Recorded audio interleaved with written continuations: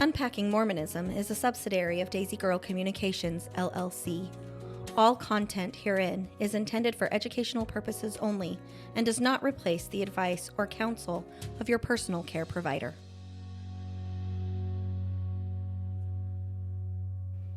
Hello, and welcome to Unpacking Mormonism and Other Religious Trauma. I am joined today by my co-host, Mason. How are you today, Mason? I'm terrific. Thanks for asking. Yeah, you came straight from the OR here. Well, yeah, sort of. Sort of. Did you make a stop on the way? No. But I didn't walk out of the OR and then come here. I had to, change and take care of stuff. Oh. Just being ridiculous. And so you pestered people at the podcast or at the hospital before you came here to pester people with the podcast. Yes. That sounds like you. That sounds like the definition of happiness to me, yeah. The definition of happiness.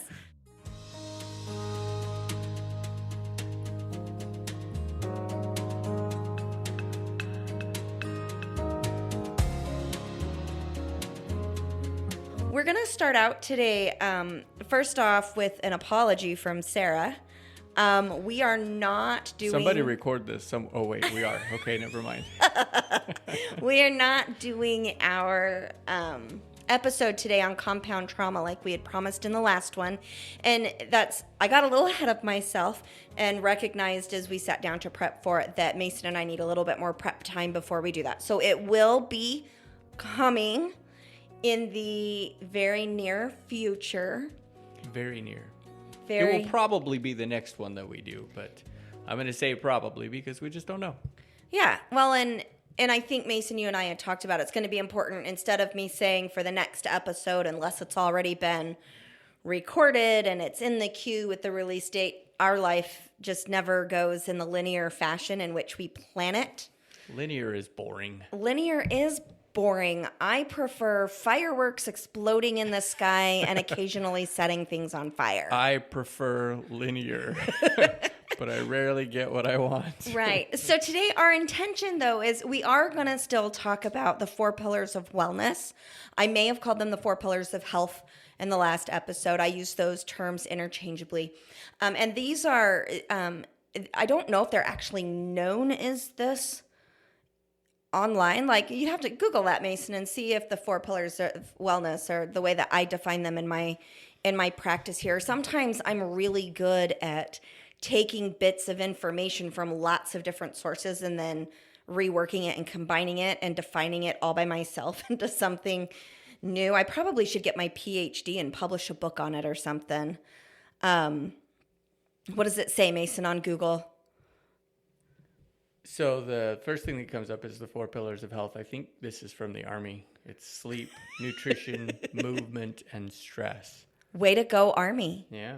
No, that's not what I'm looking for. Yeah, I think I've kind of coined this on my own and utilize it with my clients. So yeah, I really do need to go out and get a 4 PhD. pillars of wellness from Trinity Western University says emotions, intellect, body, spirit, social, and vocation.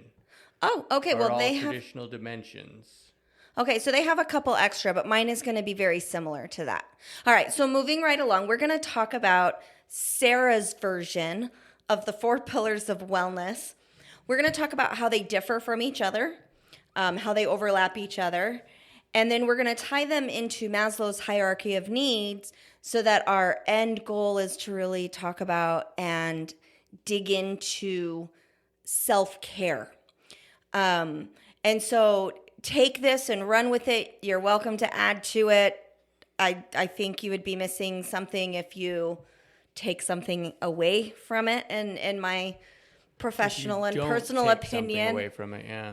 Yeah, don't. I wouldn't say take something away, but if like whatever you said, that was Trinity University that had the vocational health and whatnot. I think those are also those are all parts of things, and then they came up with 4 pillars of health that are completely not the same thing as what you're talking about. Sweet. So, yeah. Yeah. So we get to hear the 4 pillars of health from the original the Sarah. person. This is kind of cool. I don't think I've ever done something like this then on my own. But Well, and I'm just going to be an observer just like all of them. Yeah. I'm just going to sit here and stare at you. My job is to make you feel a little bit how uncomfortable. do I look today? You look beautiful. So it's not a hard chore. That's not a hard chore, but it's No, still to a just chore. stare at you? No, It should be a privilege. absolutely. I just used the should word. Damn it. Ooh. Okay, I owe the Ooh. want jar some 2 money. swear words in like 3 seconds. That's right. Alrighty. So, again, I want to reiterate. I teach these in my clinic to most of my clients, and usually within the first 6 weeks of treatment. And they're kind of the foundation that I use to help clients identify, are they practicing the type of self-care that is going to lead to long-term wellness and health. And because I'm in the behavioral health field, I'm talking mostly about our mental health, but everything is so intertwined that I think it's important to break apart and examine the pieces. You know, it's kind of a internal family systems model, and Frank Anderson and David Schwartz, who developed IFS as a treatment modality, one of the things that they advocate quite a bit is taking things apart, examining the individual pieces, and then putting it all back together again as a form of therapy. And so I've kind of taken that the extra step, and I try and do that for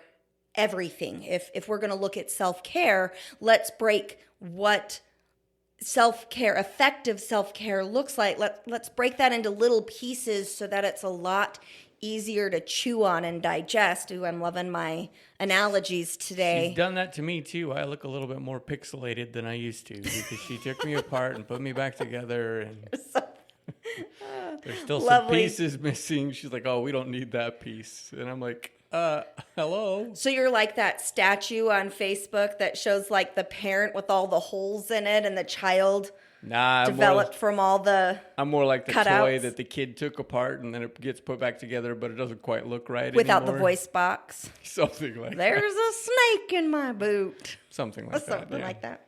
All righty.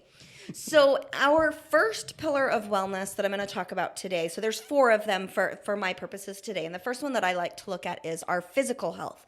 And the reason that I usually focus on physical health first is because if we tie that into Maslow's hierarchy of needs, the physical or physiological health is our base. And what we know from the research is that if you don't have, food or water or good sleep, nothing else in your life functions at its best the way that it needs to. And so just a real quick synopsis of what might go into this physical health are going to be things like, what does my diet look like? Am I filling myself up with a lot of sugar? And is it simple carbohydrates, Mason, and fried foods and whatnot? And the thing is that this is about balance. So some sugar, some fried foods, some simple carbs, that there's nothing wrong with that unless we consume that in excess, in which case our liver and our kidneys are going to start to struggle to filter any of the stuff that our body doesn't need out that will then bog down our physical health. And so are we eating foods that are nutrient dense so that our body is being fed and has the nutrition that it needs to function at its best? Are we well hydrated? How much of the percentage of our body is made up of water, Mason? Let's pull out of your anesthesia brain here. Do you remember? Off the Don't top put me of on the your spot brain. like that. I am putting you on the spot, dude. Around 60%. So about it's a little different for women and men, but around 60%. Women are more watery, aren't we? Yes. That's why we cry so much more. Sure. Unless we're watching sappy rom-coms, then Mason cries way more than Sarah. It's totally true. Okay, so Mason is made up of 63% water. Squirrel. Right. So anyway, no, I'm teasing. So being well hydrated is also vital to our physical health. I like, Mason, that you pulled up that, thing for the armies, pillar of health, or the military's pillar of health, is sleep. And the thing that makes me laugh about that the most is I think what you got the least from the Army was good nights of rest throughout your career. I think you spent 20 years of your Army career sleep deprived. So I don't know what you're talking about. You don't remember the brain fog? It was that bad. Yeah, so I pushed it traumatizing. away. You've I blacked pushed it away. out. Yeah. Oh, that's awesome. So temperature, our environment, if we are overheated or if we're hypothermic, those are going to be problems. And so when we look at taking care of our physical wellness, we are truly looking at, are we getting enough nutrition, sleep, warmth? Are we comfortable? I like that the Army added that movement in there. We know that exercise is very good for our mental well-being and our physical well-being as well. And so movement is also another part of that physical health. So Mason, do you have any questions about that one? That one kind of feels self-explanatory to me. You're over there shaking your head. I think that most people would agree that physical health is at least necessary, right? We might disagree on what composes physical health. Right. But yeah, most people recognize that if your body's not in a good place, it's going to be harder to get your mind, spirit, whatever else into a good place. Absolutely. Yeah. Well, and it's important to recognize that while physical health is not the most important, I wouldn't put any of these as more important than another. I would say they're equally important. However, when our physical health is at risk, our survival instincts, or that amygdala in our brain, is a lot more likely to get fired up and have more false alarms in our brain that danger is coming, because it's in a more heightened state to keep us alive. Right, that makes sense. So, I can't remember the name of the book now. It's an old one. It's when I first started counseling, when I was the patient for the first time with Jim back in 2004. He gave me a book, and I can't remember the name of it, but it talked about the lizard brain and whatnot. And that lizard brain is our survival instincts. Right. And what we know is that when our life is being threatened, when our physical existence and life is being threatened, everything else goes out the window and the brain focuses fully on survival and keeping us alive. Right.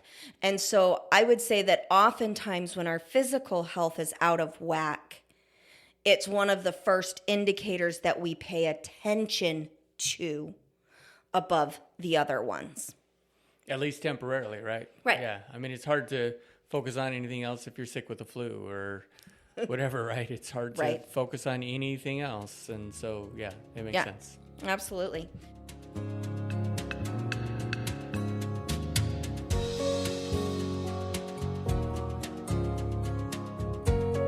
Alrighty, so our second pillar of wellness is our mental health. And when I say mental health, I'm talking more about cognitive functioning. And so, Mason, in that Trinity one that you just looked up on Google, I would say that's the intellectual one.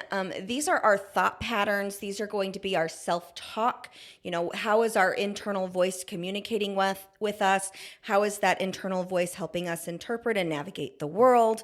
And so when I'm talking about mental health for the purpose of this podcast today, this episode, we're talking about your cognitive functions, your conscious thought processes, versus the third pillar, which is our emotional health, which is where I would tie in that feelings, the sensations of our emotions, and those types of things. And they're really, again, they're different. Our intellectual health, if I'm looking at mental health or our cognitive health, I'm looking at things like, is there a schizophrenic or a psychotic process going on? And of course, that's the first one that comes to mind because that's the one that we live with in our home the most frequently. But Alzheimer's or dementia, we're going to look at somebody's developmental level, how developed their cognitive brain is. I'm going to expect a toddler to interpret the world very different than you, Mason, although maybe not tons Ouch. different. That's a compliment. I love the carefree way in which toddlers approach the world. And no, seriously, like when you're with our kids and you're playing at the park and stuff, I love the freeness in which you splash water in their faces and throw rocks with them. And I stay back and avoid the chigger bites because... It sounds like what you're saying is that when you're talking about mental health, you're kind of talking about the function of the brain. Right. Whereas when you're talking about emotional health, that's more the state of the brain. Oh, I like that. That kind of works for me, if that makes sense. Yeah, I've never really put it into those words, but I like that.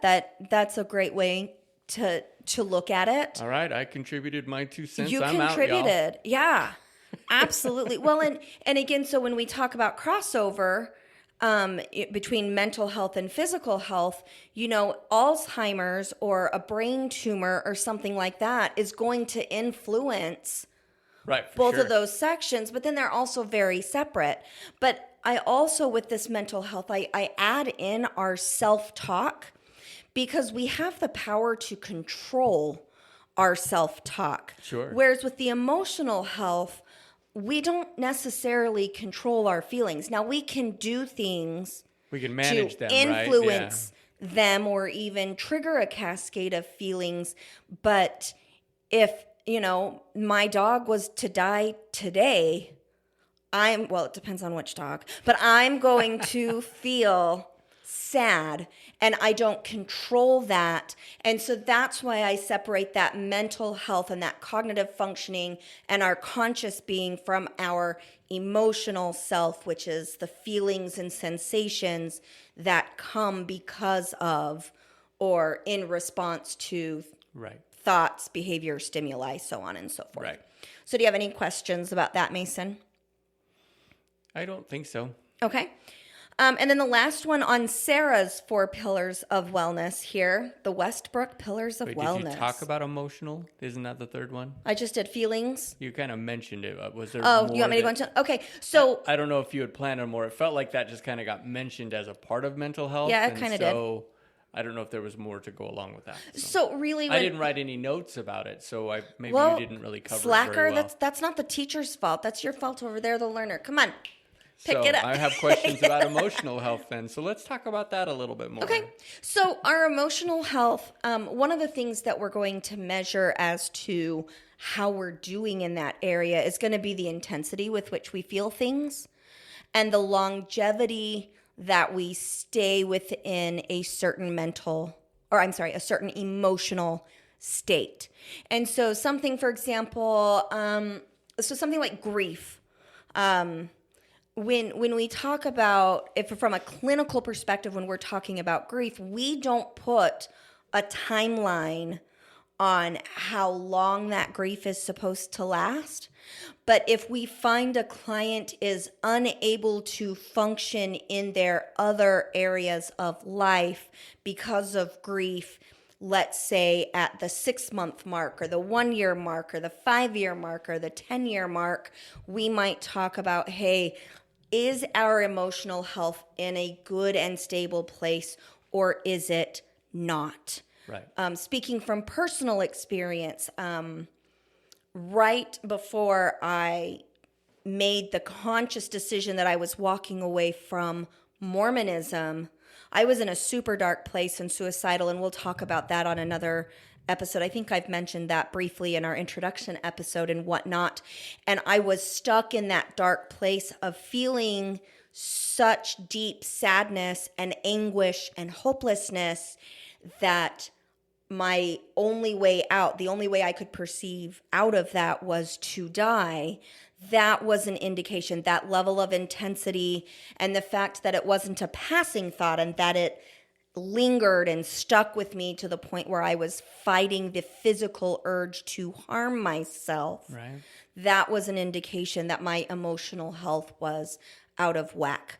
Other things might be if I end up, what we call blacking out or redding out in anger, then there's definitely something going on here with our emotional health. So I would say that the best way to determine the status of our emotional health is going to be based on the level of intensity and how long we remain stagnant or stuck in an emotional state, because it's normal for us to have fluidity. You know, when we talked about the grief cycle just a moment ago, they talk about the 5 stages of grief. I like the fact that there's 6, and we'll talk about Dr. David Kessler's research and whatnot that gives us that 6th stage of grief. And really, when we're in that grief place, it's normal for us to move in and out of those stages. Right. It's not linear. Right. No, definitely not linear. Yeah. It's cyclical, and it's normal for it to last years, even, even the rest of your life. Yeah. Right. So, when we're talking about... You lose a child, you're not going to just get over it. You might get through the stages of grief. Right. But you're always going to have some level of grief. Right. If I lose... underlying level, because you've lost someone important to you, and you can't get that back. Right. If I lose the lottery, generally I'm able to, get back on my feet within a day or two, hopefully, right? But if I've lost a loved one, it's normal for me to have episodes and cycles of grief for the rest of my life. Sure. Where even that will depend on which loved one, right? If you lose a parent when you're in your 60s, well, hopefully you were somewhat prepared for that, right? It's very nuanced by circumstance. Right. But if you lose a child or you lose a parent when you're in your 20s, that's going to be different, right? Because you've lost them a lot earlier than maybe you Right. Well, and then it also is going to vary on the health of the relationship, which will bring us into our next one. But what I want to kind of finalize on is it's normal for that grief to last the rest of somebody's life, depending on the circumstances. Absolutely. It would be abnormal for that grief to make it so that somebody can no longer work because of that grief, or reach out for help because of that grief, or stop eating because of that grief. And so as we're determining the status of our emotional health, we're going to look at other indicators to inform where we are at. Does that make sense? Yeah, makes sense. So yeah, grief is a tough thing to talk about because it is so nuanced for every individual. And then again, just that we need to add that to the long list of things that we want to talk about in a future episode. Absolutely. So then, Mason, you had said it depends on, if we're 60 and our parents die as they're aged and late in life versus 20 and whatnot. And I would say it actually has more to do with the health of the relationship. And this brings us into our spiritual health. And a lot of times when I'm talking to clients, they have a really difficult time with this one because so many of us attach spirituality to religion. And I'm going to challenge us. Let's separate those for a moment. The way that Sarah Westbrook defines spiritual health for this 4 pillars of wellness in clinic is our ability to connect with other living things. And so this is where we're talking about the health of our relationships, the health of our relationship with nature, the health of our relationship with animals, the health of our relationships with other humans, the health of our relationships at work versus our relationships at home versus our intimate partner or partners. That's kind of where I go with the spiritual health, because when we talk about spirituality, there's almost always this piece of connection that goes with that. And for a lot of people, connecting with a higher power is absolutely a part of that. But for other people who, either don't believe in God or have a different type of belief style, they may not add that higher power or that connection to a higher power piece in here. Just because a person doesn't identify a higher power does not mean they don't have spiritual health. They absolutely do. Our spiritual health, again, for this purpose is how am I connecting with life around me? All forms of life. I like that. That makes sense to me. If you put it just around connection to people, connection to the earth, connection to yourself. I like that connection with yourself. I didn't even bring that one up. Right. That's definitely a spiritual thing. Thank you, Connection to whatever your higher power is. Like, for instance, if you believe in God, but you don't have a very strong connection to God, well, then your spiritual health is probably not as strong as it could be. You might right? identify a deficit there Right. for you. So again, I would say then spiritual health is also very personal. Sure. Personal and dynamic. Yeah, absolutely. So Absolutely. So what were some of those other ones on Trinity? They had vocational health. I don't know. I've already I would put vocational health, as a pillar of wellness. Vocation is kind of a fluid thing depending on where we are in our life. And so I would probably break that up for my purposes and with my clients. I would usually break how are things going at work up into the physical, mental, emotional, and spiritual health. I don't think I would separate that, because when you're a child, these 4 pillars are still very important. Right. After retirement, these 4 pillars are the ones that stay. So if we look at vocation as our source of income, I don't think I would add that specifically to this, but I can see how others would, because if you're having strain in your place of employment, that is going to influence all of the other pillars. For me, it seems dangerous to have your vocation or your job or your source of income to be a pillar of health, because it is temporary and transient and it fluctuates. Whereas these other things, your physical health, we know that disease comes, but you can always be focused on your physical health as it is. Mental health, emotional health, spiritual health, while they will change some, they're kind of a connection with yourself and how you see the world around you. And while your vocation absolutely affects all of those things, I don't really see it as being a pillar of my health. And that's just kind of the way I look at it, because I'm certain other people will see it differently. I'm gonna kind of dig into that for you a little bit, Mason. I don't necessarily agree with your word. It's dangerous to look at that as a pillar of health. I agree with you that it has that influence, but I don't know if I'd use that word dangerous.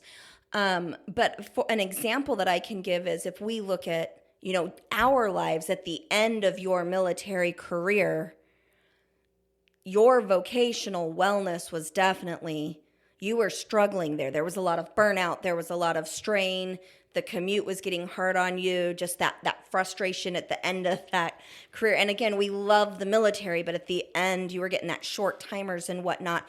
And that absolutely impacted the way that you were interacting with your family and whatnot. So I agree with you, but I wouldn't put vocational health as a primary pillar. But I might build a non-weight bearing wall. It's an addition to the house. There you go. Absolutely. Is one that when it's working well, everything else looks and feels good. And when it's not, it can cause some problems. Well, and if you look at this article from Trinity, their actual 4 pillars, once I got down further into it, are purpose, balance, congruence, and sustainability. Man. And your vocation would certainly feed into a lot of those things. A lot of people gain their purpose from their vocation or their job, which can be unhealthy or it can be very healthy. So it just depends on how people deal. Absolutely. Do you know what that article tells me?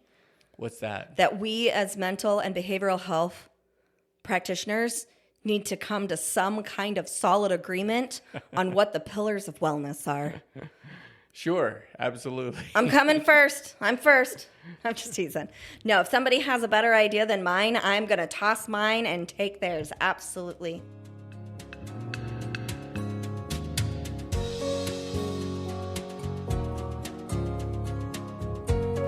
Yeah, so one of the things that I want to talk about today is how can we utilize these 4 pillars of health to take care of ourselves, or within self-care, because self-care it's almost trendy. We talk about this, how are you taking care of yourself? You need to take care of yourself to avoid burnout. And generally, if you get on the internet and you look up ways to practice self-care, you're going to see things like bubble baths and watch your show and go on vacation and, these kind of recreational activities, which are vital to our wellness, absolutely, but kind of only one little piece of the puzzle when it comes to self-care. I actually have a self-care picture of a wheel hanging up in my office. Mason, why don't you tell us what are some of those, so like on that outer wheel where it has the frame of the wheel where it gives the different areas of self-care. Would you mind reading those? So those things are physical, professional, personal, spiritual, emotional, and psychological. Okay. And what are some examples, let's say, with the psychological one? Self-reflection, therapy, journaling, self-awareness, sensory engagement, aromatherapy, draw, paint, go to the symphony, relax in the sun, garden, read a self-help book, join a support group, think about your positive qualities, practice asking and receiving help. Ooh, asking and receiving help. I'm good at giving help. Not so good at the asking and receiving help piece. I think that makes you normal. Yeah. That is at least my experience in the world, that most of us are pretty decent at giving help and not very good at asking for it. Well, and one of the things that I find interesting on that is those are examples for psychological self-care. Yet gardening could also go in the physical self-care one or the emotional self-care one. So yeah, there's some good ideas. They're not mutually exclusive for sure. Yeah, so we should probably, I don't know, post a link or something to that. I'll see if I can get that uploaded in the show notes, if we can get that self-care wheel pulled up, because it's mostly just a great wheelhouse of ideas of what self-care might look like. You know, just in one of those columns there, we have everything from journaling to gardening, self-reflection. There's actually a statement. This is by Brianna West, and I do not know the original source. I have looked for it and have never found it, and I looked for it a while ago. I haven't looked for it recently, but I would love to give the credit to Brianna West, who said this, I believe, first. And Mason, you and I were going to go through this and kind of break it down and talk about what self-care might look like and how that fits into these 4 pillars of wellness. Yeah, absolutely. We're just going to kind of read through it. And I actually had a thought. Is it okay if I read the last line first? Yeah, absolutely. Okay. Go for it. We'll read it backwards or inside out. No, we can go back to the front after this. But it helps me to kind of see the purpose behind what she's trying to teach us here. And so the last thing she says is self-care. It is becoming the person you know you want and are meant to be. Someone who knows that salt baths and chocolate cake are ways to enjoy life, not escape from it. And I think that's the big message here, is that she's trying to teach us that self-care is about learning to enjoy life and who you are and doing things in a way that allow you to enjoy life and not just get away from it. Because too often, like the trendy type of self-care, I got to get away, I got to get away, got to get away. It's an which escape. Sounds an awful lot like a flight response. Right. And sometimes, hey, we need to do that, right? But I think the goal here is to learn to be able to not need to get away so much as to enjoy those pieces. I'm going on a vacation because I love to vacation, not because, oh my gosh, I've got to get away from these kids or from this job or whatever. Well, and I think that knowing when to escape is absolutely a part of self-care, but we don't want 100% of our self-care to be an escape. Right. Absolutely not. Absolutely. Yeah. I like that. Thank you for sharing, Mason. All right. So since your voice is so gentle, do you want to read the beginning of it, or did you want me to start? I started. You better start now. Oh, man. All right. I'll read the title. Self-care. Your turn. I think you should read the All right. Fine. So self-care. Self-care is often a very unbeautiful thing. I frickin' love that. Because she's right. Self-care can be ugly. Yeah. It can be hard. In fact, effective self-care often is really hard. Like, when can I fit this in? It can feel overwhelming. It can come as an amygdala response, as an escape when we're at our breaking point. Absolutely. Yeah. So yes, self-care can be very unbeautiful. Yeah. And I like that she said unbeautiful rather than ugly. Yeah, well, she says ugly later on. Oh, great.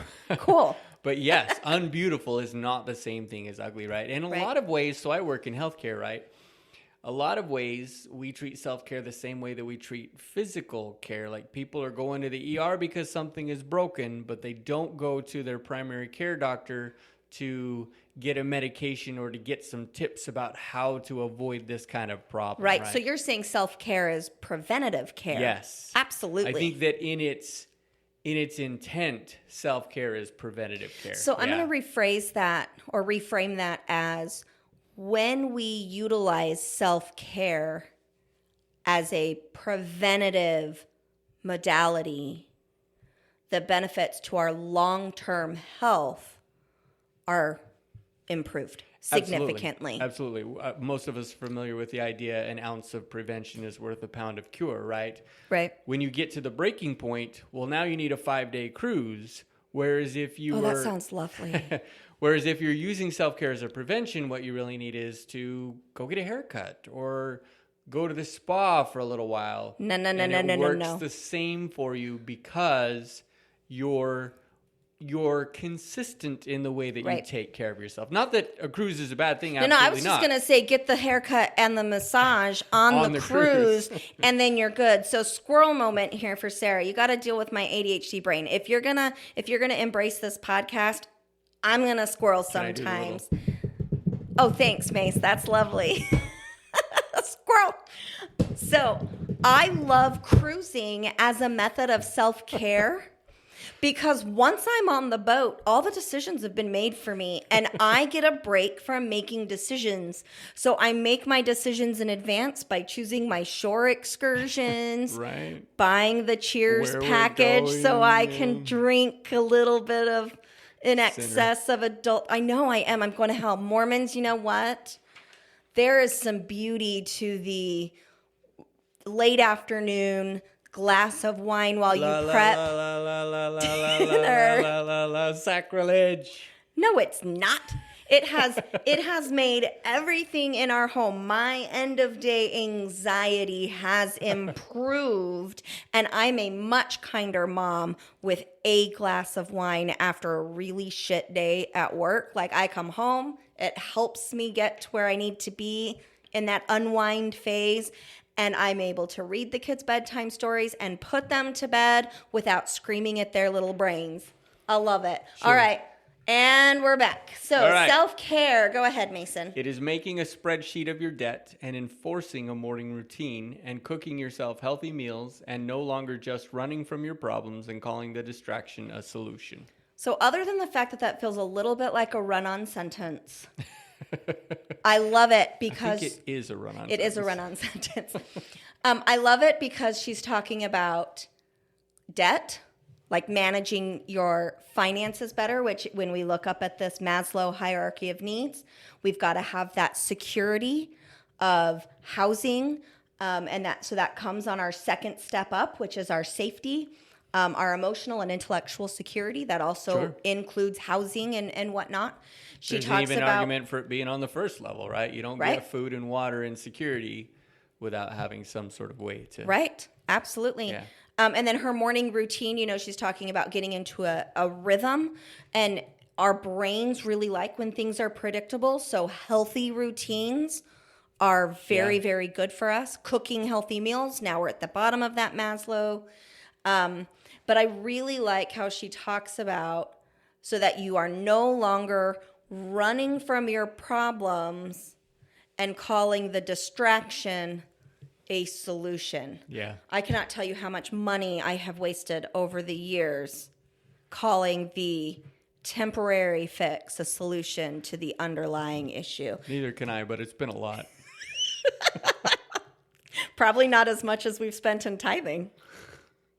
I don't know. That would depend on your running to solutions, but probably not. I did buy a new car once at a very bad time. So, okay. No, still definitely not more than tithing. Okay.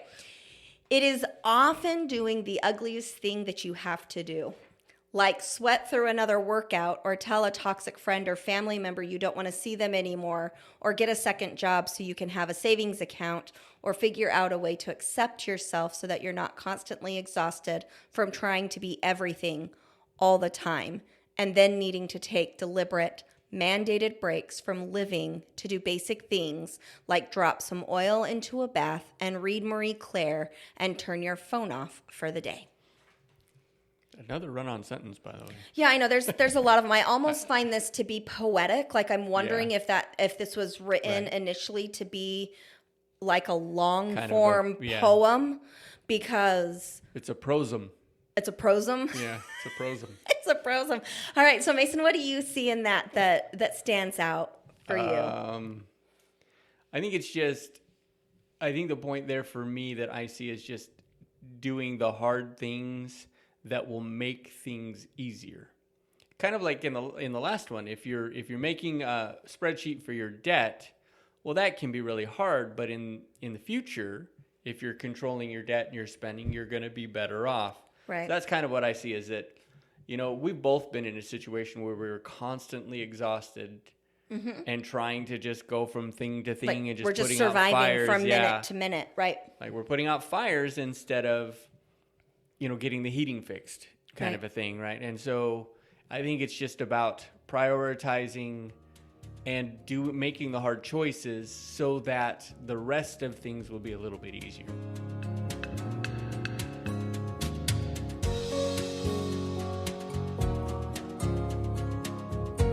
Yeah, I like here. So one, I wanted to challenge you a little bit. I don't think, because you had said like creating the spreadsheet is hard, and I just want to clarify. Creating the spreadsheet might be hard if you struggle with, technology and whatnot. I don't think the creating of the spreadsheet is nearly as hard as sticking to the budget thereafter. Sure. And I know that's what I meant. I know that's what you were saying. No, Excel is just terrible. I don't know how to use it. I'm gonna be honest. I hired a bookkeeper so that I didn't have to do that part of it. Right, but creating your debt profile is not that right. How many budgets have we had that we then have not followed? Sure. More than we followed, for sure. Right. The thing that I love here is that she talks about having to remove toxic relationships. Mm-hmm. Kind of poignant. And she kind of just tossed it in there a little bit. It was almost passing. But one of the things that we're talking about, again, that prevention, if I am not able to feel whole and well, if I keep a certain individual in my life, being able to let that go with grace is better for both parties. Yeah. Sometimes it's unavoidable. Sometimes, especially if you've had a long-term relationship with somebody, losing that friendship can be difficult. But I can say that as I walked away from Mormonism, your brother in that really mean thing told me I was going to lose all of my friends and family. And I was not at all surprised by the friends where my relationship didn't change with them at all, because we had a much deeper connection than the Mormon church being a similar thing in our lives. And several of those friends weren't LDS to begin with. So, but I have my LDS friends who have been my core friends for many years. Gratefully, only one of those relationships changed. I was only surprised by one shift in friendship with that, and I was very grateful for that. But when I had to say goodbye to my parents, that was not easy. That was one of the hardest things I've ever had to do, was to say goodbye and put some physical and communication distance between myself and my parents. And it was like all of the buildup of getting to that point was awful. But as soon as the decision was made, I felt free for the first time in decades, probably since early childhood, before I knew any better. Because self-care, true self-care, gets rid of toxic in your life, whatever that might be. Because any interaction with my parents had gotten to a place where even the briefest of phone calls would take me hours to really process and sort through. And it came to a place where I was like, I don't have this energy to give for the sake of having a healthy relationship with my parents the way I'm, quote unquote, supposed to. Right.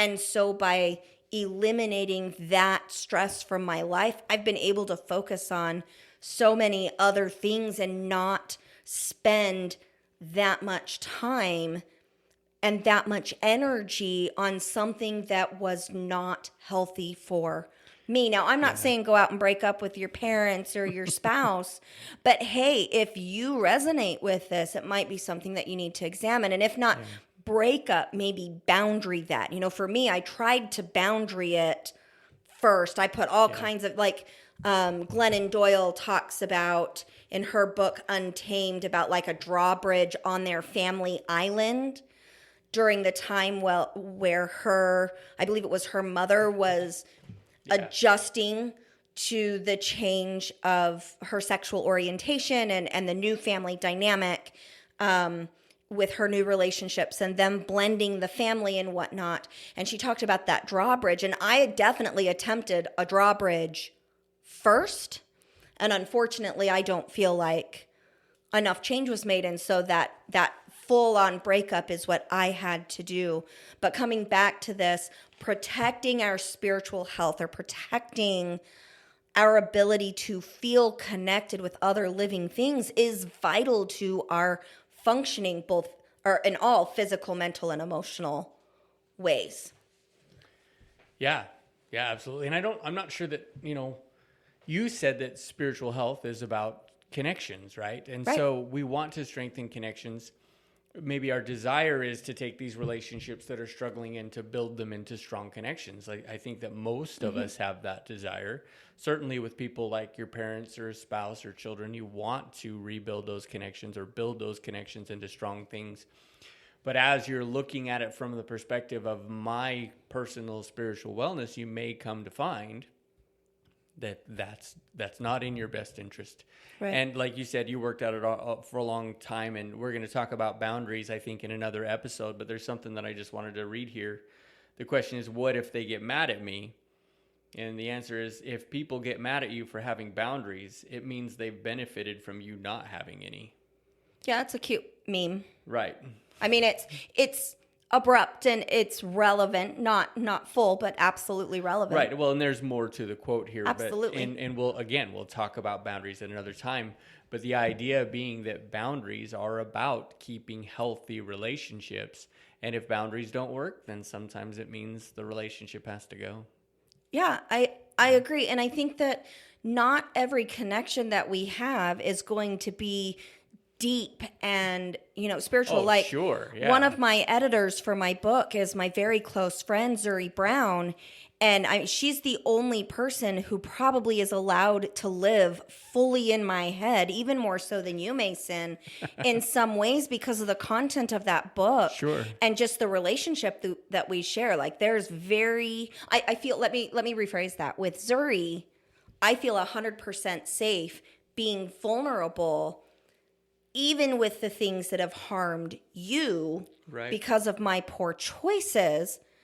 And while I feel 100% connected with you as well, Zuri's my person for this book because I can't be 100% transparent and authentic and vulnerable with you when that causes pain. That's a boundary. Right. And I'm respecting that boundary. So I would say not all of our connections need to be deep.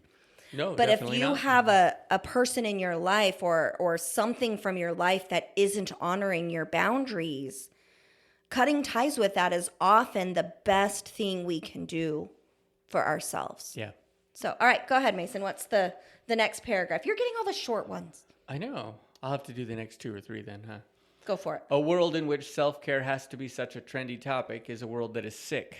Self-care should not be something we resort to because we are so absolutely exhausted that we need some reprieve from our own relentless internal pressure. I feel like we've pretty much discussed this already. The idea is to be healthy rather than to get away. Well, and I think it's important to add here that a lot of high-demand religions or high-demand systems expect toxic perfectionism, or it doesn't matter how much you give, it's never enough. That's really common in high-demand systems, high-demand religions, high-demand corporations, so on and so forth. And so oftentimes, though, that toxic perfectionism comes from within us and is supported by something outside of us. And so I do like that she brings up that it's not the last resort. It needs to be something we give conscious effort to up front. Right, absolutely. And we've talked about this several times now. It's the messaging that's received, right? Like, I don't feel like the message of toxic perfectionism or you're never good enough is what the intended message is. But I absolutely agree that it is a received message by many, many people. Right. And it leads to trauma and to exhaustion and all those things. Yeah, it definitely leads to burnout. Yeah. All right, you get to read the next one, then I get the really short one, so you get the long paragraph. Go. Wow. True. I feel like we're back in like sixth grade round robin reading with Mr. Fontes. Yes, this is fantastic. True self-care is not salt baths and chocolate cake. It is making the choice to build a life you don't need to regularly escape from. And again, we've kind of addressed this one. Is right, we want that preventative thing. We want you to be able to come home, and if you want a glass of wine because you enjoy having a glass of wine, absolutely nothing wrong with that, right? Right. But if you come home and you have to have a glass of wine to escape what happened today or your kids or whatever, that's a little less healthy. Right. And not that the alcohol is the problem, it's that you have to have something to get away. It's the intent with which you approach the substance. I mean, we are looking, again, squirrel here, but we are researching how beneficial psychedelic altering, there's the word I'm looking for. Psilocybin, psychedelic altering substances. Well, psilocybin, ketamine, marijuana. Gotcha. There's several there, and we're actually looking at those as medicinal treatment options for mental illness and whatnot, with amazing results. But the intent with which you approach those substances is going to determine the health with which we utilize them. So if I go home saying I'm drinking a glass of wine, it helps me wind down so I can engage with my kids, that's a very different thing than I'm going to drink a glass of wine because I need to escape from my reality. Neither is bad, though. Like, if we don't want to polarize either behavior, because there are absolutely times after having a conversation with my parents where a dirty lemonade was a good escape so that I could take a break. And then when I was in a better place after some sleep and whatnot, where I was able to do it, that was okay. I don't want to add morality to this. This That's isn't not a conversation about good or bad. It is a conversation about health intent and wellness. Right, health, wellness, and the intent.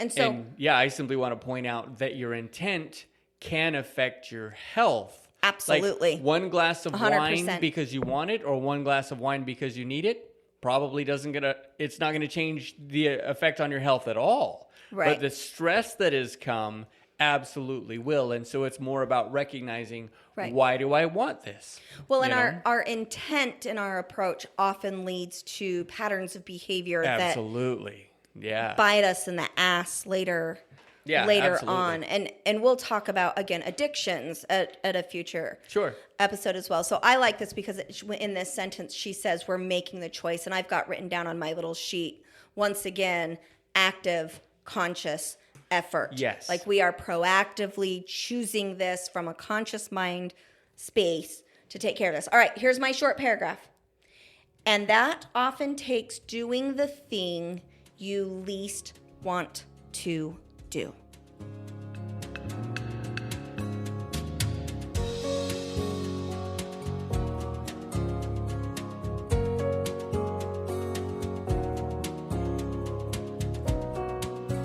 May not want to walk away from parents, from spouse, from children. You may not want to do that. I think that few of us actually do. Mm-hmm. But that hard choice might be the choice that you need. And I empathize with people in that situation, because I don't imagine that's ever easy. And so, it's about, if I want myself to be healthy, I have to make this hard choice. And they Right. come in all kinds of varieties. I got to quit this job. I got to leave this person. I got to Right. move. I have to challenge my negative self-talk. I've got to Right, try and right. I shift gotta my change perspective the way I talk on to myself. this. Yes. I'm Yeah. stuck in a dark place. I got to go to need help. therapy so that I can learn how to do this. Yay right? for therapy! Right, and you know what? Some Right. people absolutely love being in therapy and recognize how helpful Right. it is, and other people will dread it every single time they go. It's just not something they Yeah. want, but they do it because they recognize it's improving who Right. they are. It's actually really interesting. You know, I can kind of compare my clients here. I have clients that come in and they're an anxious mess knowing that they're coming to therapy because they're like, I know there's a lot of work here and I know this is good for me, but man, I am not ready to be uncomfortable today. And then I have other clients that come in and it's like they walk in and fall into my couch and they're like, oh, I'm so glad to be I'm here. so glad to be here. I need to just unload everything on you Right. and everything in between. You know, I've got all kinds of different responses. So yeah. And Yeah. I think that's the case, you know, for a lot of people, if we go back to the And alcohol a lot of thing, different things. any alcohol is going to be Yeah. unhealthy for them. Whereas for me, a little bit's a good thing, a lot of it, I'm just going to fall asleep. I'm a lightweight here. Yeah, and anything like you talked about where this is about religious trauma. Like you talked about walking away from the Mormon Church and how much it freed you and helped your Right. your mental health and your Oh, it made wellness. everything for me better. And other people absolutely get their wellness and health from being involved in an organization like that. Right. Some people have to walk away from that job because they can't handle it, and other people are like, "This is who I am. I love Right. this." Right. So it's not about the thing; it's about how you respond to that thing, Right. And making that hard choice. Yeah, You and know, do I that- need to walk away from this, or do I need to re-engage in this? Both of those can be incredibly hard. Right. But you have to make the choice as to which one it is and which one is going to help you the most. Absolutely. Yeah. Absolutely. Love it. All right. All right. This is a long paragraph. It often means looking your failures and disappointments square in the eye and re-strategizing. Okay, I'm going to stop you right there. I didn't even let you get into your long paragraph. That's like the first period we've come to Hey. in the middle of a paragraph. So I guess I it's know, okay. it's the first period. Is it really the first period we've come to in the middle of a paragraph? I think so. That's hilarious. It's the first time. Okay, so welcome to... So we've stopped at every other period. We might as well stop at this one. Go right ahead. No, You're the so boss. I'm just here. Anybody who sat in my seminary class knows that I ask them to read a scripture and then I like interrupt them. Stop! Oh, absolutely. And they're all like, whoa, what's up, It's Sister too late at Westbrook? the end of the scripture to talk about all the good stuff in there. I Yeah. know. We just gloss over it. By the time you get to the end, you're not paying attention anymore. Okay, so it often means looking your failures and disappointments square in the eye and re-strategizing. I love this because self-care oftentimes takes recognizing where you're effing things up for yourself, working that shit out, and starting again. And that, I mean, that honors that mental and emotional and spiritual health so much. And oftentimes the physical health as well. I mean, when I remember when we were in Killeen and I got told that I had fatty liver disease, and I was just, I knew that I was overweight. I'd been through tons of infertility treatment and other things that had taken its toll on the body. And I kept blaming, the infertility meds made me this way. All this stress made me this way. And really what I had to do was be like, no, you're an emotional eater. And eating, an entire, I would do lines of Oreos, not lines of cocaine here to cope. And having to really say, okay, you're not taking care of yourself, and getting a Right. gym membership. And I got that Gold's Gym membership because they gave 2 hours of free daycare with the membership. And so I literally tossed Abby in there. I was like, here, you can have her. Because she was a very busy toddler, very busy. Yeah. She's still very busy. Oh my goodness, that little girl Abby has the type of ADHD you see from the squirrel on Over the Hedge. That is my daughter, Abigail. She is a busy bee. And I remember just feeling so overwhelmed. And I chose Gold's Gym in Killeen, Texas. Or I think it was the one in Copper's Cove, because that had the free child care. And then I would go there and I would work out for an hour, and then either take a really long shower in the locker room or go swim in the pool or soak in the hot tub for the second hour because I wasn't ready to re-engage yet. And after, I don't know, I'm going to say about 6 weeks, there was a huge shift in me because it wasn't about the weight loss. It was about curing the fatty liver disease. It was about recognizing I needed a break from my child and that I needed to exercise and eat healthier. Yeah. And once I did that, the weight just naturally came off. And then when I had the surgery for I lost my left ovary on, I remember coming out of that, and the best compliment the doctor had given me after he told me how messed up my insides were and they had to, fix everything there. He came away and he said, "You have the most beautiful liver I have ever seen. It is so healthy." And I was like, I did it. My fatty liver disease corrected itself. Right. And it was because I did that, because Right. I looked my failures and my disappointments, and I stopped blaming the fertility meds and my situation and my circumstances. And I took charge of my life and I got healthy. Yeah. And then I moved to Missouri, and now I've got to do it all again. And I did a line of Oreo cookies on Saturday after I had shoulder surgery. Well, and you know what? I think it's important for us to recognize that failures come and go. Right? Absolutely. It was That's our very fluid. son gave a talk in sacrament meeting this past week, and one of the things that he said was that we kind of try and hide from failure, but failure is a good teacher. And to quote the Master Yoda, Did he quote the Master Yoda? no, he didn't. Oh. But I'm going to. The greatest teacher failure is. In other words, we learn the most from our failures if Go Star Wars. we can focus on, if we can actually focus on the fact, okay, well, why? Why did I fail? Right. What do I need to do? Like, if you just crawl into a hole because you failed, then you probably won't learn very much from it. But it can be. Yeah. Can be. So, all right. Absolutely. So I do want to add that I found it interesting when Hayden gave his talk. He was quoting some things that I had taught him, some of the resources that I had given him, and he didn't quote Elder Nelson or President Nelson, which was the talk he was supposed to. And right. okay, I'm going to take a little proud mama moment. I was so proud of him for, And I'm just going to move on. teaching mental health techniques over the pulpit instead of quoting President Nelson. It often means looking your failures and disappointments square in the eye and re-strategizing. Yes. It is not satiating your immediate desires. It is letting go. It is choosing new. It is disappointing some people. It is making sacrifices for others. It is living a way that other people won't, so maybe you can live in a way that other people can't. I almost wonder if she stole that from Dave Ramsey's Right. Live Like Nobody Else so you can live like Yeah. nobody else. Right. Yeah. Yeah, I really like that. We're talking about taking care of the long-term needs rather than satiating the immediate desires. Right. Sometimes satiating the immediate desires is necessary. I want to make sure that we're not adding to that, toxic perfectionism. When I did Noom, one of the things that they talked about was if an immediate desire is so distracting you can't focus on something else, it's okay to indulge at times.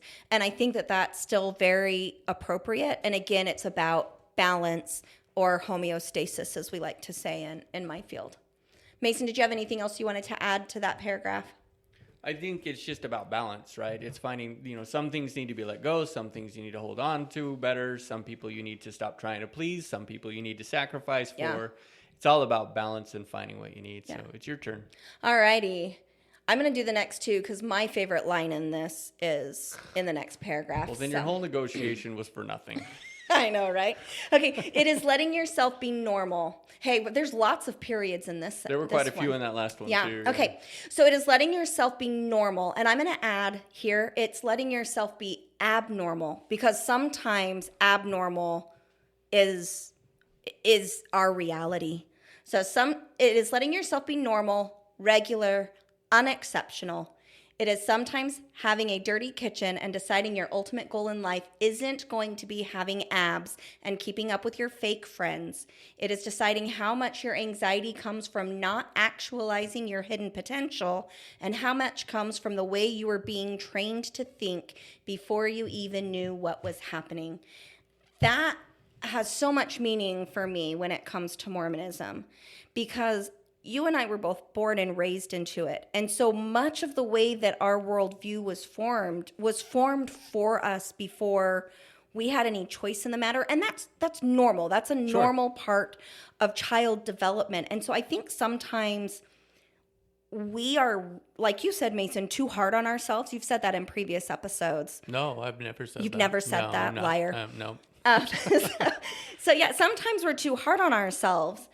And oftentimes this is about, when I work with clients and I have them connect their current day functioning to their childhood, it's not with the intent to mommy, daddy, shame or blame, but rather to understand where that idea or concept or belief came from so that you can shift it. And so I think it's really important to recognize that there are absolutely things from our past, and oftentimes from our past before we have concrete memories that are influencing our current day functioning.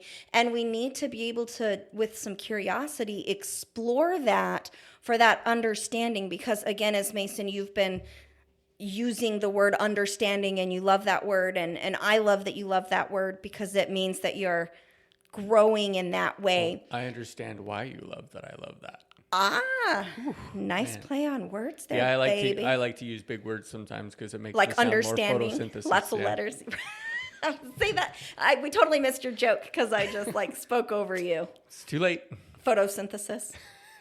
Goodness gracious. Sometimes I like to use big words because it makes me sound more photosynthesis. Yeah, that's one of Hayden's favorite jokes, isn't it? Yes, it is. That's funny. So yeah, I really like that. If we can understand the way we were being trained to think before we even knew what was happening, if we can approach that from that place of curiosity and make those connections. Curiosity, not blame, like you just said. Right. This Curiosity, isn't about, not I blame. hate you, Dad, because you taught me to do this. That's not it at all, right? This is about understanding, this is what I got taught. And I find that it doesn't work quite right for me anymore. How do I switch that perspective? Yeah.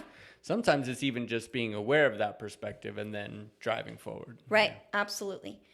If you find yourself having to regularly indulge in consumer self-care, dun, dun, dun. It's because you are disconnected from actual self-care, which has very little to do with treating yourself and a whole lot to do with parenting yourself and making choices for your long-term wellness. And for me, that line, parenting yourself and making choices for your long-term wellness, kind of sums this up. Because when I look at my parenting style with my kiddos, I'm almost always focusing on what lesson am I teaching. Not almost always. That's probably an exaggeration. Let me restate that. I am striving to consistently focus on what lesson I'm trying to teach them. Yes, I want you to wipe the table because it's gross when you don't, and I want a clean table. But my long-term lesson is I want you to learn how to respect and honor the space that you live in and take care of your things and not get salmonella from the raw chicken on the kitchen counter. So yeah, I think that's the goal there.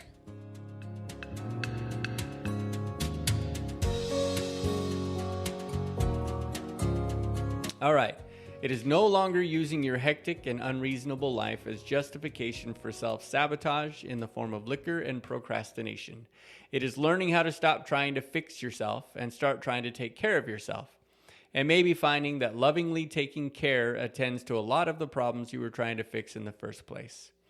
I love that she picks out liquor here, but I think that it's important. Because we talked about it? I think that because liquor it's a well-known, relatively unhealthy way of soothing in escaping from difficult emotional responses. Yeah, so But I think you could add a lot of things in there, right? There's a lot of things that we indulge in that are unhealthy for us. Right. But liquor is just one of the most common things. So and I think it's important. I didn't say I love liquor because it's just such a bad thing for you. Hoping I that you love loved it. liquor because I would like for you to start drinking adult beverages with me instead of just sipping I them. drink some Sprite every once in a while. Sprite is an adult beverage. Yeah, absolutely. Man, I want to spike your Sprite now. Anyway, so I love the idea. So hang on just a second, Mason. I want to add in here that we've kind of talked a lot about alcohol, and hinted towards the unhealthy habits surrounding alcohol and then alcohol addiction. And I just want to put a plug in for our addiction experts and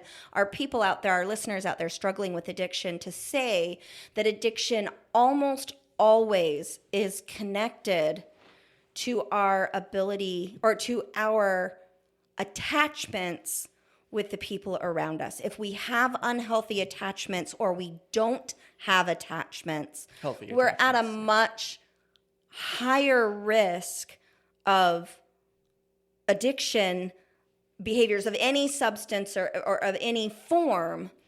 And so out of trauma, often addiction is born because there's a break in our connection with other people and our attachment styles. Right, and so when we bring up this liquor stuff, this alcohol stuff, one of the things that I see in this is that she's talking about hectic and unreasonable life as justification. Yeah. We here in the United States of America, and I can really only speak about the USA because it's my culture, we are too busy. Yeah. We are too overscheduled. We need to enforce some siesta. Seriously, we need some siesta. Our children, since our school district here has gone to Tuesdays through Fridays, our children are much healthier and happier and learning so much better than they were from their 5-day-a-week schedule. Yeah. I mean, we need to slow down. Yeah. And that in and of itself is something of self-care that we need to do when we are overtaxing our pillars over here. Yeah. Well, I think that was her point. And when I brought up the liquor, let me clarify. It was not because liquor is a bad thing. It's simply she picks on it because it's a well understood substance that leads to lots of problems, right? So it was really just an example that she would throw in there, and most of us would understand what she meant. Right. Well, and Brianna also picks on salt baths in here, so I'm feeling a little attacked because my wine and Epsom salt soaking bath is one of my go-to self-care indulgences. Well, apparently you're wrong. No, I'm right. I'm doing it with a different intention. Moving right along. Go ahead. All right. No, I think it's your turn, isn't it? Or did I? Yeah, it's your turn. Is it my turn? It is. Damn it. All right, here we go. That just means you get to read the last sentence twice. Lucky you. Yeah. Since it's your favorite, you get to. Alrighty. It means being the hero of your life, not the victim. Ooh, that one stings me. That one's a good one for me to hear. Mm-hmm. It means rewiring what you have until your everyday life isn't something you need therapy to recover from. However, I'm going to add in here, utilizing therapy when needed is appropriate and healthy. Please don't avoid Absolutely. Hashtag therapy. Hashtag therapy.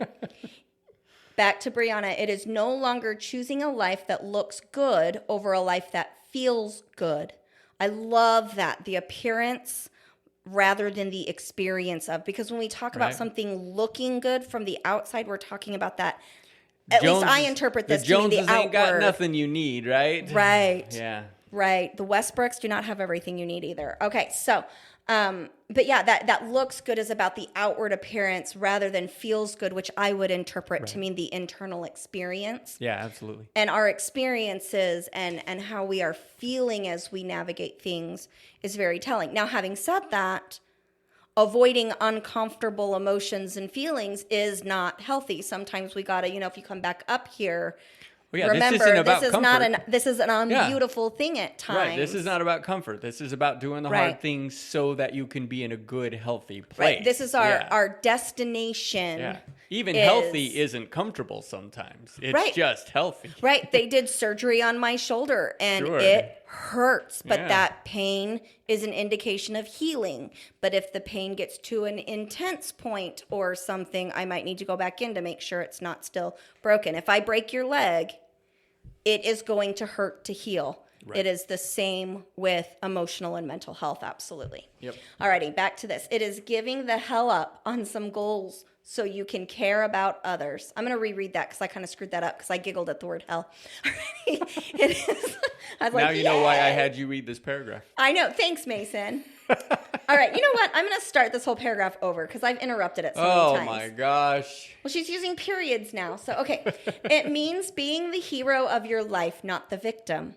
It means rewiring what you have until your everyday life isn't something you need therapy to recover from. It is no longer choosing a life that looks good over a life that feels good. It is giving the hell up on some goals so you can care about others. It is being honest, even if that means you aren't universally liked. It is meeting your own needs so you aren't anxious and dependent on others. And I love that. Love that. We don't want to be dependent on others. We also don't want to be over independent because over independence is also a trauma response. So again, we want to focus on that spiritual health of connectivity with the other living things and people around us. Absolutely. Yeah. But that whole paragraph just stings me. I've got some work to do still. In this area. When we post this podcast, we'll post a copy of this on here because this is one of those things you can't just hear. If it's going to help you, you need to be able to go through it again and pick out the things that you're doing well and pick out the things that you're not doing well with. Well, and I'll need to retype this handout up because for some reason when it prints on my new printer, it's kind of blurry. So I will get it, something in the way it's saved is off. So I will get it cleared up and we'll post a link to the PDF on my website so that you can see this. And we want to give Brianna West credits. Also, if any listener happens to know where this was originally published, please let us know because we want to give Brianna West her creds. All right, Mason, your final line. All right, one more time. Final line again. It is becoming the person you know you want and are meant to be. Someone who knows that salt baths and chocolate cake are ways to enjoy life, not escape from it. Absolutely. So I think it's about changing the mindset, right? This is kind of her idea here. Change your mindset about self-care. Some of the things that you've been doing for self-care, you're going to continue to do because they work for you. Right. And if salt baths is one of those things, take the salt baths, right? Well, but she didn't say salt baths were bad. No, she never did. I think she's saying bubble baths and these, these commercial consumer goods are ways to enjoy life, right? Yeah, just recognize what they are. Let's be more intentioned with more mindful with our self-care. If you just love having a salt bath or a bubble bath, absolutely nothing wrong with that. Please do it, right? That's self-care. So what do you do for self-care, Mason? Oh, we're not here to talk about me. Oh, yes, we are. Oh, no. I asked you a question. I put you on the spot. Let's go. Come on. I sleep. That's a good one. That's a good one. You're right there in your physical health. Great. What about for your mental health or your cognitive functioning?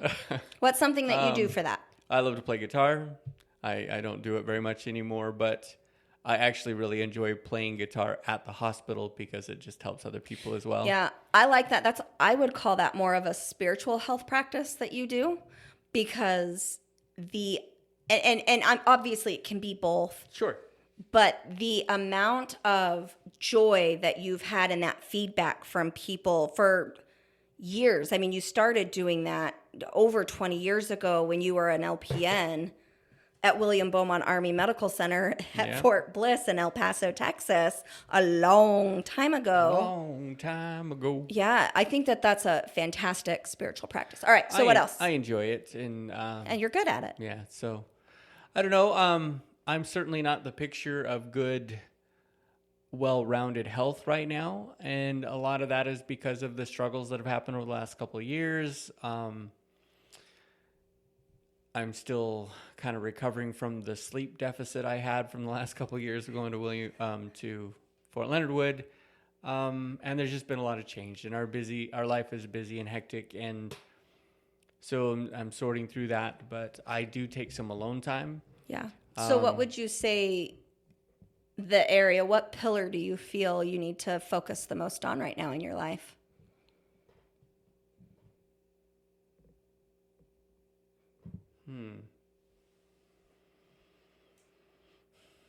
I don't feel like I put much effort into my mental health, like the cognitive side. Like the right? intellectual like stuff. I have studied almost nothing since I graduated from anesthesia school. Can we say trauma response? Right. It is medical school trauma. It has been very difficult because I'm a pretty decent studier, and of course got through anesthesia school without too much difficulty. And I've barely studied anything. And even things that I loved, like I used to really love just reading the scriptures and studying the scriptures, and even that's hard for me because of that, and I have not really sorted through that. Be careful, your family's going to say some of your struggles are coming because you're not studying the scriptures anymore that you just admitted. Every Mormon that is listening is thinking, oh, there's the problem right there. Right, and there it is. And that's okay. Like, I don't necessarily disagree with that. And I think it comes down to reading the scriptures brought you enjoyment. Yeah. So whether or not they are historically accurate or the true books of God or whatever does not matter. For you, it has significance. And so in re-engaging in that would be Well, and the you. kind of thing you're talking about is spiritual health, right? My struggles with church things and religious things, just let me finish. I'm over here not shaking my head. No, spiritual and religious health, different. Go ahead. When I say I haven't studied my scriptures very much, people think, oh, well, that's the sort of source of his spiritual issues. And maybe that's true. But when I brought it up, it's that it's been a part of my mental health issues. Right. Those things that used to bring me a lot of joy don't very much anymore because of my struggle with just studying and being cognitively active. Right.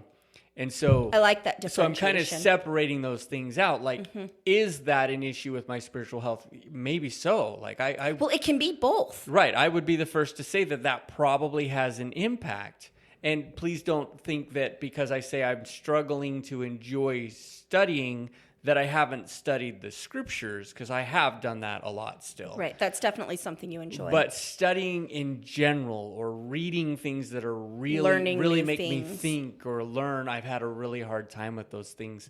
And so that's probably where I struggle the most. And I don't know if I would have thought that before I went through this discussion. So that's helpful for me to recognize, because I've meant to kind of overcome that and have just let it kind of go by the wayside. And so that's helpful for me. And my challenge to you, the listener, would be ask yourself that question. Right. Where in these pillars do I struggle the most? Because some of us are going to say, all of them. Yeah. And some of us are going to say, actually, I feel like I'm doing pretty well with all of these. And so the impact is different. For those of you that say all of them, pick something that is most or more important to you right now that you can focus on. I'm going to shift that a little bit. Of course you are, because you're the expert.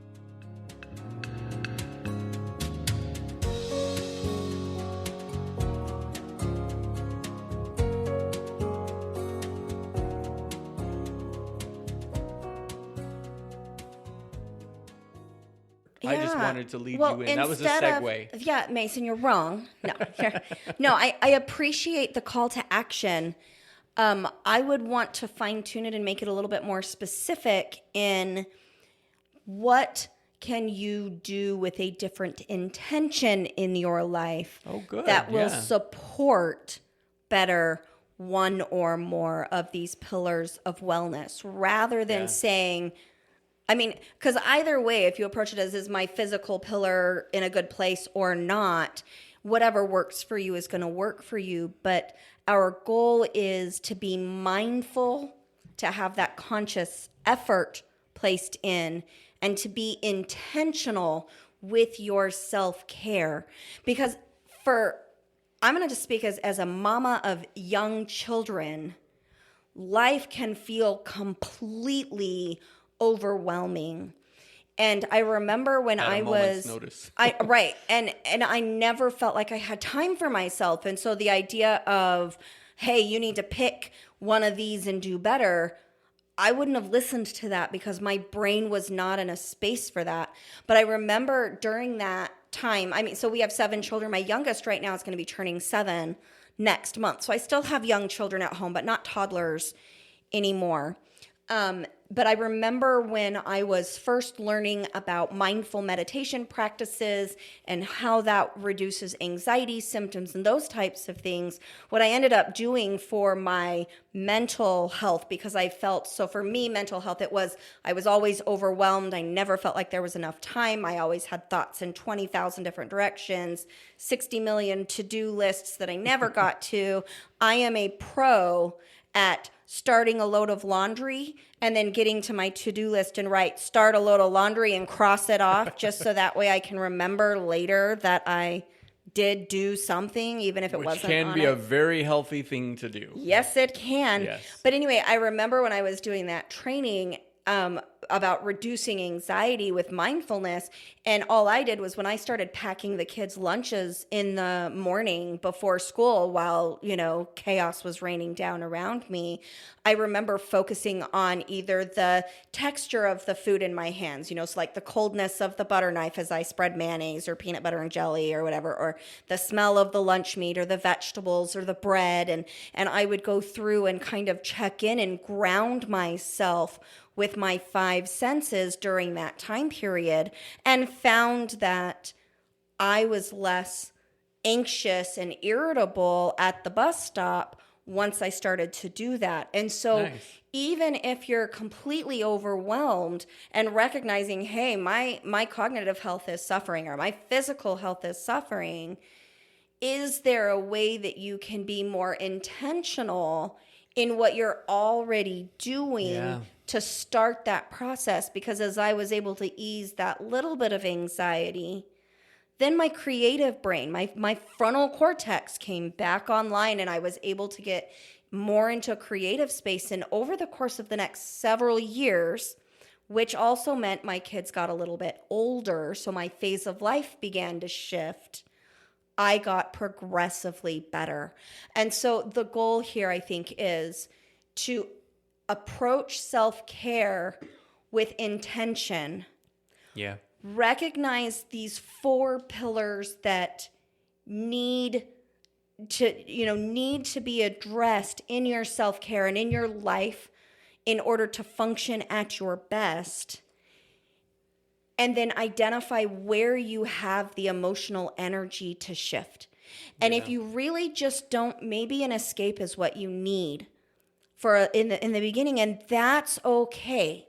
But recognize it for what it is, and in that escape, utilize that break to get creative about how you can make small intentional changes every day to improve your self-care. And I think as you do that, you're going to find lasting, healthy, positive change in your life. Sometimes the numbing that we do, while it's not healthy, is keeping us from doing things that are even worse.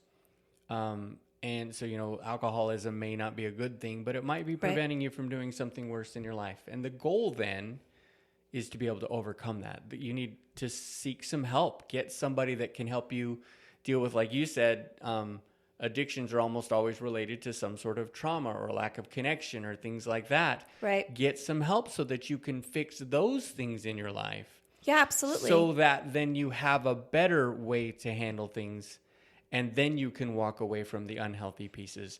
So self-care is about getting from a not so good place to a healthy place. And that it starts different for everybody.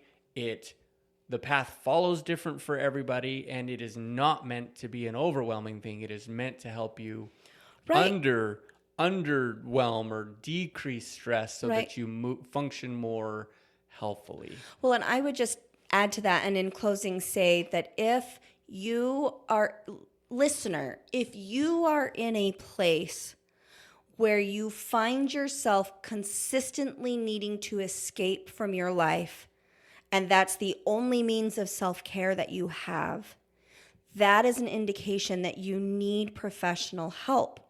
And my advice to you would be find a licensed professional in your local area and seek counseling. Yeah. Because we don't want you to get to a place where taking care of yourself is one more overwhelming thing, right? Yeah. There are still things that I have limits now that I did not used to have. And so, we want to make sure that if seeking self-care is overwhelming for you, get help. If you can't afford it or you don't have insurance coverage, reach out to us at daisygirlcommunications.com, and I can help connect you with resources in your area that are low cost. There's lots of counselors and intern professionals who are in training but supervised, who are out there in so many communities. And so there is help for you. So please reach out. And if you have nobody to reach out to us. Yeah. Thanks so much for joining us today. Unpacking Mormonism and Other Religious Trauma is hosted by Sarah and Mason Westbrook. Produced by Alex Vidalis and Daisy Girl Communications. Music by Lorenzo Emanuel.